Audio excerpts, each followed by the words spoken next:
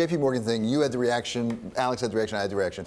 This really talks to succession. Absolutely. Because you're taking your CFO, who's very well respected, Marianne Lake, putting her in a line operation, no longer staff. She gets that experience. And you take the woman who was in charge of cards and put her into the CFO operation, and that's a lot higher profile. The picture feels like it's getting a little clearer and clearer there at JP Morgan. And this is notable. You know, last week we saw Jamie alongside 6 other CEOs up on Capitol Hill there being asked about succession, whether a woman might succeed any of them. You know, Jamie didn't raise his hand and there was some confusion, but then on his earnings call he said it's entirely possible. And then comes this move.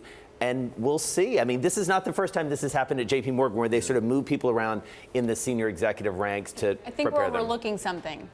When will Jamie Dimon ever actually retire? Like, let's be perfectly clear. Yeah, like CEO forever. Yeah, I mean, he's definitely the way he gets out there. He likes the publicity. Like, I don't imagine a time when that might happen unless you have some kind of like internal jockeying, like what happened with Lloyd Blankfein over Goldman Sachs. You have to wonder. Totally true. And the other thing that I would say is, in the case of both of these executives, potential successors, it also primes them for a bigger job potentially somewhere else. We've seen that happen at JP Morgan. Exactly right. Exactly. You think about Charlie Scharf, you think about Jess Staley. At Barclays. Wells Fargo has an opening. Yeah. I'm just saying. Totally. All right, let's go to our second story, which is Deutsche Bank, Commerce Bank, yet again. 2 parts. The first is there's like a lineup of banks that would want to buy Commerce Bank, and Deutsche Bank's still like, hey, guys, we need a plan B, man. Right.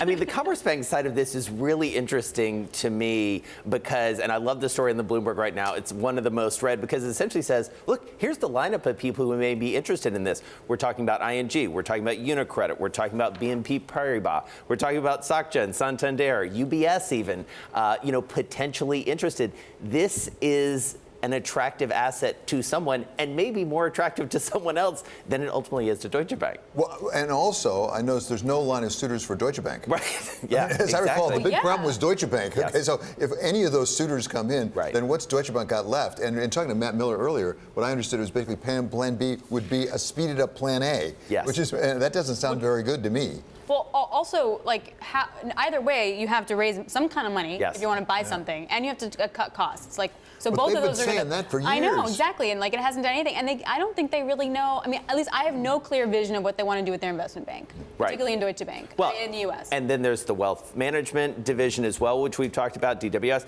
and then there's this whole element of the German government is ultimately going to have something to say about both of these things. Okay, I want to go to my third story, which I actually like quite a bit, which is an SEC commissioner now has come out and said, this whole thing about private banking, the non-bank banks, I think it's time for the SEC to step in because it's not subject to bank regulation. We've heard, again, at the testimony down on the Hill, all those bank heads said, you got to watch these non-bank banks making these private loans. And they're saying, listen, there's going to be real issues on disclosure. Are they disclosing liquidity the way they should be? Right.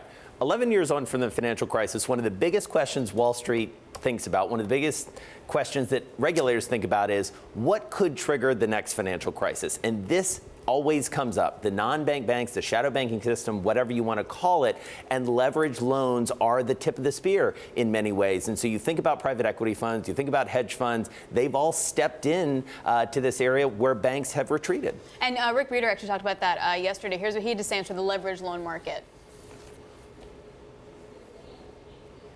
Oh, no. Anyway, but he did talk about it. He did talk about it. I promise. I trust you. He definitely did. But basically saying yes. Like, he doesn't see the value. But he said there's a lot of risk. leverage going on that banks have to stay out of now. He said, but if you think absolutely 100% sure that these private non-bank banks are coming into that space. Well, and guess who has $500 billion now?